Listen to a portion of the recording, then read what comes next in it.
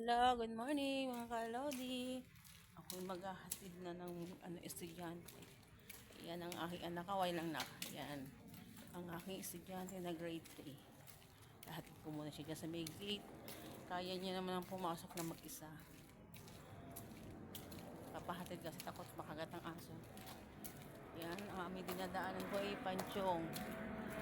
Taga cemetery po kami. Ayan o. Ayan.